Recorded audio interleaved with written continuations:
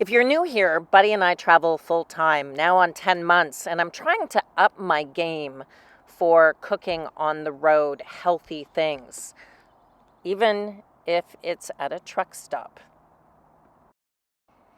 This one was great, and I'm going to show you the park nearby where I worked most of the time, but food choices can be hard in certain places.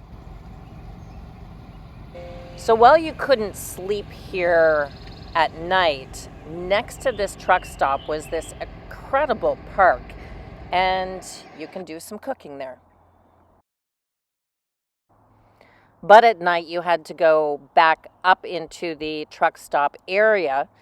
There were a lot of van lifers and RV people there, and this was at about 5 o'clock this morning.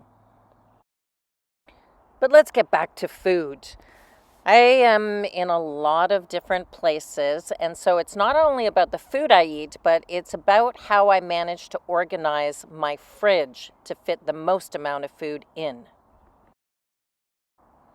The game changer for me was finding these containers at a dollar store. So when I do grocery shopping, I pre-cut everything right after. Amazingly, this is my fridge. Amazingly, they fit perfectly in so I can maximize my space in a pretty small fridge.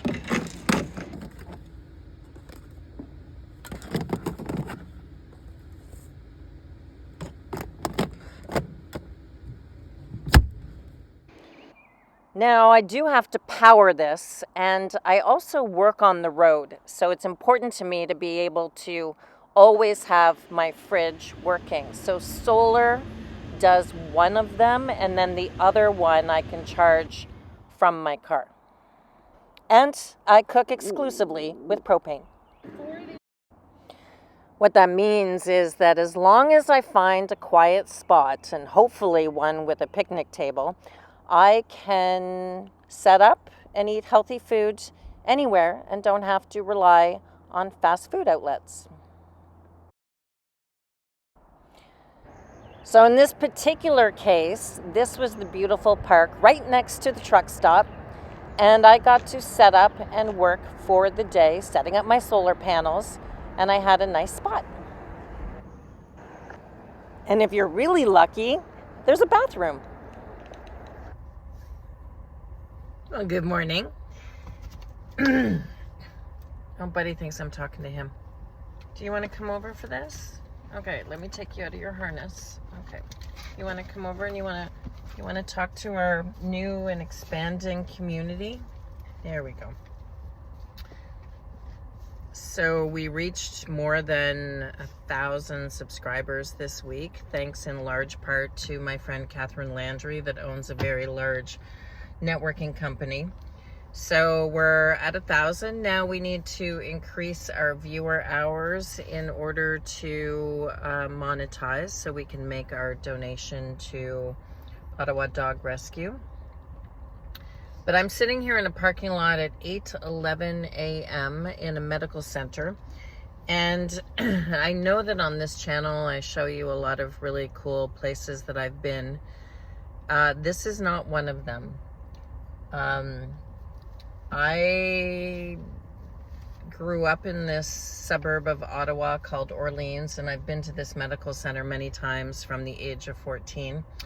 Not for anything serious. I didn't have anything basically wrong with me until the car accident. But I'm here this morning to, and I'm sharing this with you because I never want to leave you with the impression that, you know, there was a car accident and everything's fine. No, it's not fine. I'm still in a complicated relationship with my insurance company. Why I live in a car. Not a lot of money flowing to help with anything, even though I had the best policy that there is. And I'm here this morning to get big ass needles in my pelvis. Seatbelts and airbags save your life, 100%. Wear your seatbelt. Hopefully have a car that has airbags. Definitely saved my life. What it did not do was leave me with a skeleton and muscular structure the same as the day before. And for those of you that are new to the channel, I was 60 seconds into my very first trip with my camper, which I was towing, when I was hit by an uninsured new driver with a learner's permit who did not know the value of a stop sign. And we T-boned, and then Buddy and I ended up, this is why I'm so serious about his harness, and I don't let him run free when he's in the vehicle and he sits in a seatbelt. We ended up on our side. I was taken out with a bodyboard. Buddy was fine. They theorized that he kind of bounced like a pinball. I did have the harness at the time, and it is one of my biggest regrets is that I thought, I'm just going down the road to get ice for the cooler for this camping trip with my friends to try out my camper for the first time. I'm just going down the road. Middle of a country road, no trees around, and yeah. So that was the life-changing event 3 years ago, and now 3 years later, I still show up here to get something that is not covered by Ontario Healthcare. My home is Ontario, and it is not covered. So every time I have to come, it's $500 Canadian. It is the reason why I can still walk upright and not have to use my cane all the time. It is incredibly painful. There is no way to couch that in that these are big ass needles. And oh, look, I just got a reminder saying that I have Dr. Willette in 29 minutes. These are big ass needles. Prolotherapy is not approved. If you cannot afford it, I don't know what actually that would mean for my life if I couldn't afford it. I can't really afford it, but I like walking upright. So I get these needles, and then right after that, because I'm not a scheduling genius, right after I come out of there, I have my therapy session for PTSD. And then I have the rest of the day to work and shoot some videos. So I wanted to share with you that, and I do physiotherapy.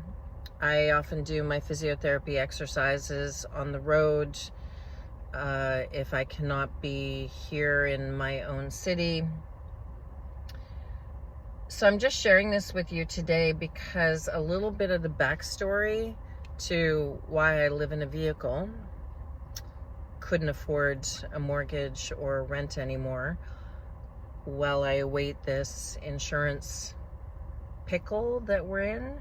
I had the top insurance policy that money can buy, and so I am what they call an exposure risk to an insurance company for a settlement. But I wanted to share with you that it's not all, unicorns and rainbows. In order to keep my body, you can't read it. I wear this as sort of a joke when I get these really painful shots, is I just need to do what I can do to be upright and to do the things that I love, like cycling, which is really hard when your lower back is all a mess. So we're gonna go in. Buddy's gonna stay in the car. It's a nice mild day, but I do always open the roof and everything so that he can have fresh air. And I'm gonna get big ass needles in my spine. So it's not all, when people say, how was your trip? I'm like, I'm not really on a trip. I'm in a lifestyle that was not of my own design or creation. I wanted to have my cute little camper and continue working for years to come and use my camper for joy. I am not feeling joy this morning. So I will connect with you again after big ass needles and a PTSD therapy appointment, and then I will have it done for the month, the needles. No, I do psychotherapy more than that, but yeah, so my life is a constant state of balancing medical appointments, and my life is what it is. It's better than that day having ended very differently for both. Do you want to say goodbye to everybody? It's like, I was in the accident too, man. He just had his hair done yesterday. Oh, are you wagging your tail? He just had his hair done yesterday, but he was in the accident, and the cutest image I remember from that day as they were taking me out on this bodyboard is turning my head, because they'd established I hadn't broken my neck, obviously, while I was still in the car, and there was a firefighter in the car with me. I looked out, and there's Buddy in the arms of the most handsome firefighter, and they told me that he was safe, and they had looked at him and established that he did not have anything wrong with his tiny little, at that point, 11-pound body. He's now 12 pounds, which is a big victory for us, because when he was rescued, he was about 7.5 pounds. And now he's just, you showed him how happy you are. You showed him how happy you are. Now he is just a healthy, happy boy who, on July 6th, he gets the medical attention because of bad breathing. He has a $5,000 knee coming. This will be the 4th leg that has either been broken or operated on. I didn't break his legs. His 2 front legs were broken, and why he came into rescue. Now I have fixed one knee, and then this summer, part of the reason I'm here is to fix the other knee. So yeah, I guess the moral of this story is we're a bit of a medical mess right now. and I will be very delighted to get these needles done and over with. And it's usually 24 hours. The bruising is something. Looks like I've been hit across the lower back by a plank when I have this done. But here we are today. So like everything, van life is not always you're on a trip. Sometimes you're just living your life. So we'll catch you later. Oh, what are you doing? You're not comfortable. Okay. What's happening right now? Okay. You had a run in the dog park. You should be good. Okay. See ya. Obviously, I'm not going to show you the procedure, but it's done. And now we can move on for another month. Please subscribe. We appreciate it.